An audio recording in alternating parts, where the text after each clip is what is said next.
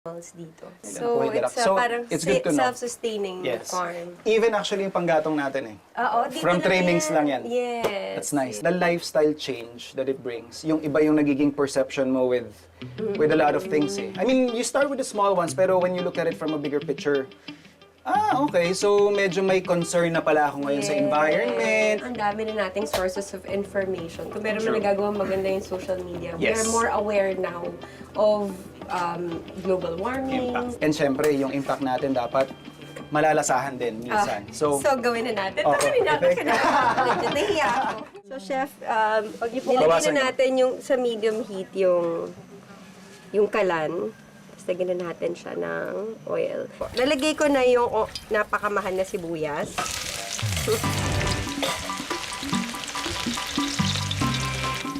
Garlic. Garlic tayo. Okay. Well, at least, see, fundamentals lang. Hindi, ako kasi onions din yung inuuna kong pinanggigisa. Oo, kasi pag yung onion, tumatamis, yung garlic kumakait. Pumapalit. Nice. Chili and onion. Okay. Charot. Ayos yun ah. Dapat pag may pressure, dapat nagiging sweet, hindi nagiging bitter.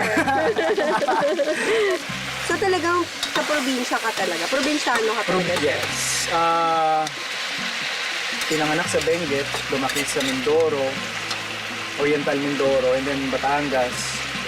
And then, we moved to La Union. Ayan, sorry. Kami naman, Manileño talaga yung nanay ko. Okay.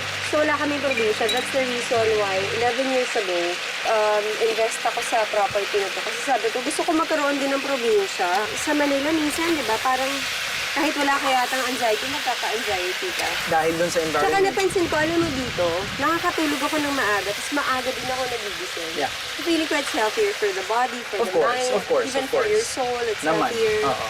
Sila mga ending, maganda kasi my mom is ano siya, she can no longer walk, so ano siya, PWD siya. Pag nandito siya, parang she feels she's needed. Tapos titignan niya, ano pa yung mga dapat ma-develop dito. Yun yung napansin din namin, akala namin may nag-design, may... Oo, si mama lahat yan. Lalagyan na natin at this point ng pineapple juice from the can of pineapple chunks na mamaya gagamitin natin. Alright. Kukuluan natin siya. So at this point, lalagyan na natin yung pineapple chunks.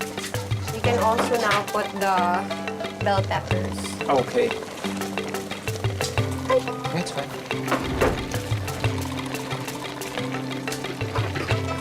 Lalagyan na natin yung gata. Okay. Mahilig ako sa gata, chef eh. Kasabay ng pinihang manok ni Miss Bea, piniprito ko naman ang turon na ngayon ay dadagdagan ko ng pampatamis. So habang pinalalambot natin yung chicken mo, Honey. yes. Alam mo, yung honey rin, naisip din namin mag-bee farm dito, pero parang mahirap. Kasi, parang ano lang siya, parang tingin ko kailangan ng mas malaking land. Ay, hindi ma'am. Kagagaling lang namin sa isang farm na less than 1 hectare. 3,500 square meters lang yung... Talaga? Bee farm siya. Safe kung yung lukot ang gamitin niyo, yung stingless. Yung mga sobrang maliliit lang yon. Yung honey na napoproduce niya, more on the sour side. Pero, pure honey pa rin naman siya. So, I think malaki yung maitutulong niya dun sa naturally grown mangoes ninyo kasi may natural pollinators kayo.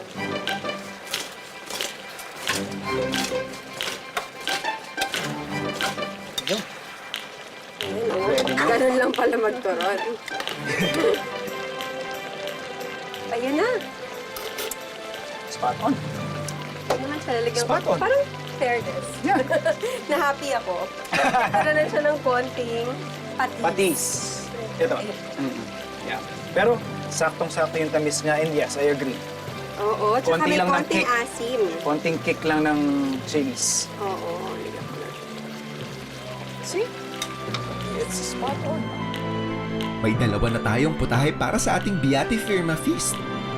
Dagdagan pa natin yan ng isa pa. Tamang-tama, may fish pan din sila rito. Manguhuli kami ni Kuya Doy ngayon ng hito. Pero ang pakain namin, hipon. Sugpo. Hipon. Kaya. Oh, di ba? So, siya.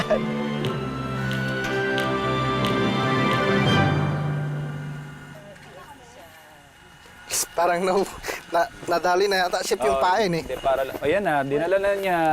Okay. Parang malaki lumalaban. Ayun siya, kikita ko siya.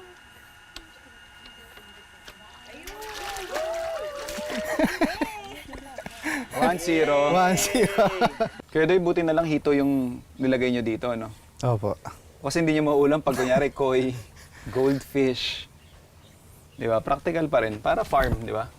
Kasi pag anytime gusto nilang ihaw, namimingit lang sila. 2-0.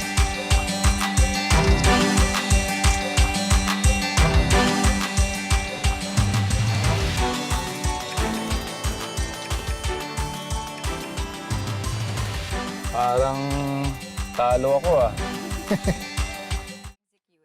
Sa akin yung idea, sa akin yung finance. Espesyal ang kainan natin ngayong araw dito sa Beate Firma kasi makakasalo rin natin si Ma'am Mary Ann, ang ina ni Bea. Una sabi niya, farm. Bibihira lang daw siyang magpakita sa camera kaya naman susulitin natin ang kanyang farm-to-table cameo. Hahainan natin siya ng putahe na sinahugan ng paborito niyang buro. Well, nandito tayo. Gamit natin yung mga kadalasang ginagamit sa pinakbet. Pero kasi ang kakaiba dito, yung pampalasang ginagamit ko. Pinaghalo ko yung buro at bagong na isda. Excited na akong patikim yan. I-prep lang natin yung ating gulay. So, meron tayo dito mga fresh from the farm na gulay. Nain natin yung sitaw.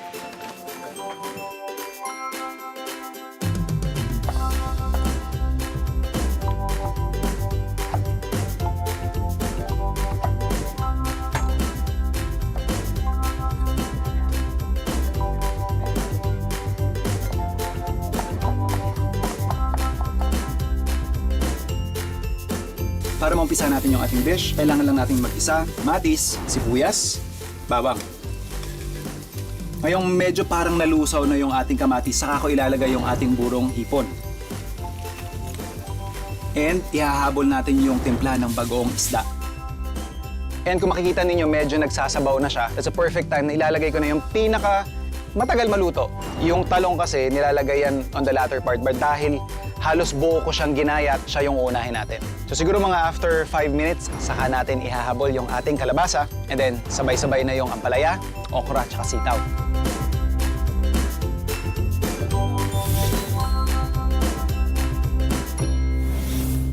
Mabigat yun sa dulo eh.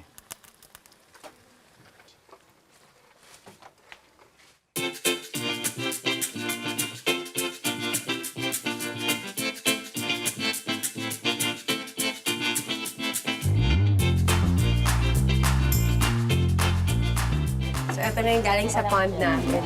The Beate Firma Hito. Hito, yes.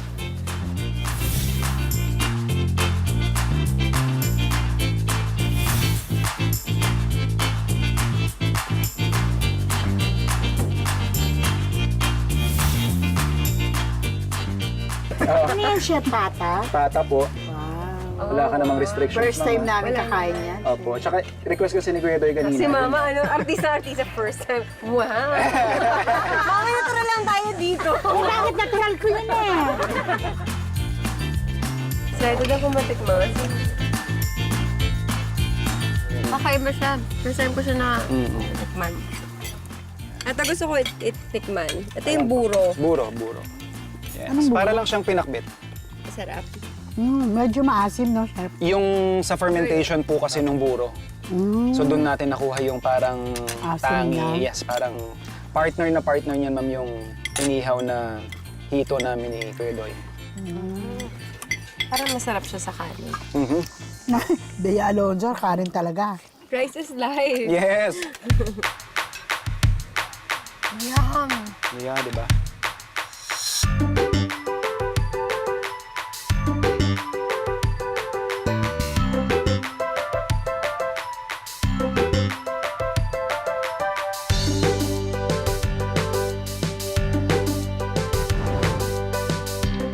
Look at that. Titikman na natin yung dessert. Go, please. Ayan. I mean, it can't go bad.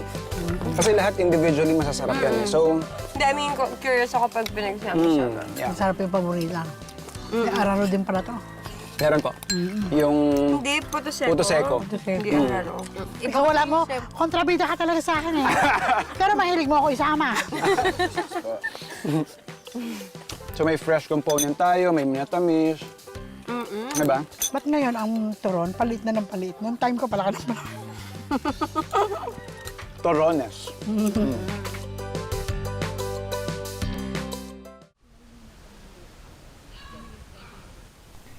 Sa kasalukuyan, tuloy-tuloy lang ang mag-inang Mary Ann at Bea sa pagpapalago at pagpapaganda ng kanilang farm. Layunin din nila na turuan ng iba pang aspiring farmers ng kahalagahan ng recycling at sustainable farming practices. So ito po yung inuumpisahan ninyong greenhouse. Opo. Saan niyo po nabili to? Sa ukay-ukay o. Kwento ni ma'am floater pala ng barko Oo, sa ukay. tama. Ang ganda ng itsura. At saka yung material niya, Tsaka matibay po talaga hindi to. plastic, hindi bakal. I mean, ano ba ang gawa ito?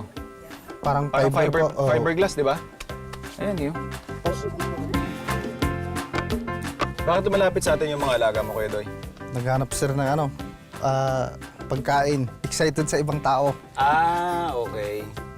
Pero nakaka-intimidate, ano? Ang lalaki ng baka nyo dito. Oh. Ito, kagaya nitong isa, pinakamalaki nyo. Hindi bababa ng 500 kilos yan, ano? Pwede po. Ano yan, mga bata pa? Oo, mga 4 years po. Tapos lumalaki sila dito kasi Dito po sa damo. tsaka hindi kayo nagkakatay. Hindi. Kaya dumarami. Panawagan natin sa mga bakang nandyan. Dito po ang safe na lugar. Diba? Pero ilan po yung heads nyo ngayon? Ilan yung baka nyo? Yung puti po parang 26. Ano po yan? Eventually, gusto nyo siyang gamitin for milk? For ano pong plano natin dito sa... Ano lang po, parang gusto lang paramihin ng nila ma'am. At saka maganda rin po kasing source ng pataba no? Oo. Kasi nakikita ko nagkalat. So, parang yan na yung nagiging fertilizer niya rin, ano? Oo. Tapos ang lawak ng... Yan pong ginagamit namin po sa laman, sa Diba? gulay. Oo. Bigla naman ako nahiya. Ayan, tara na. Okay! Nice! Masaya to. Oh, do you have kids? I have... May bunso ako na 5 years old. Oh, sarap naman. And, tip ko lang, if you will have your own kids, give them time. At least the first 6 years of their lives. Actually, yun yung plano ko, kaya nga Diba? nade-delay kami. Kasi ang dami ko pang ginagawa. Kasi plano ko talaga na to really focus on my Oo. kids if I have kids. Ang bala ko, ako, residente nga ako ng Spain. So gusto ko, mag-export kami dun ng Filipino products. Yes. That's the long-term goal. And there's So, such kapag demand, nandun na ako sa stage ng buhay ko, if I'm going to be a mom already, parang at least yun yung kabibisihan mo. Yung para mas hawak mo yung time mo Yes. rather than pag-artista ka na hindi. Parang feeling ko rin yung vlog para siyang...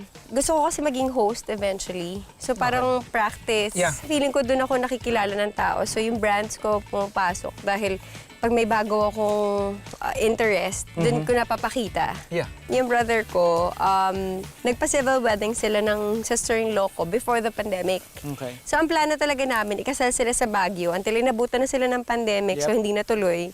So nagkaroon na sila ng 2 kids later.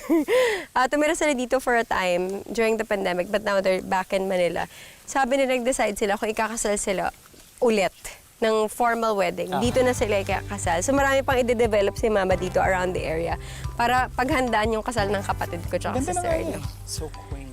Diba? Ang cute. It's cute. That's the one that caught my attention kanina nung papasok kami. Tuwing Pasko, dito kami nag-Noche Buena, nagpapaano kami, mimisa muna kami. Tapos habang nagmimisa, syempre mahilig pa rin kami kumain, di ba? Merong puto bongbong, tsaka bibingka dyan, tsaka balot. Wow. So habang naghihintay kami magbisa at pagkatapos ng misa, nagpapatugtog kami ng malakas na mga Catholic songs sa pang-Pasko. Tapos, dito kami lahat nagsasama-sama. Kung hindi ako nasanay dun sa mga traditions namin, yung family traditions namin doon, parang feeling ko hindi rin ako ganito ka-anchored sa family. I guess that's I mean, sa showbiz kasi, like, ang dali-daling masway ng values mo. Kapag feeling mo VIP ka na, feeling mo people are adoring you, feeling mo sikat na sikat ka, babalik ka dun sa roots mo and sa values mo na instilled by your family. You really have to find happiness in simple things.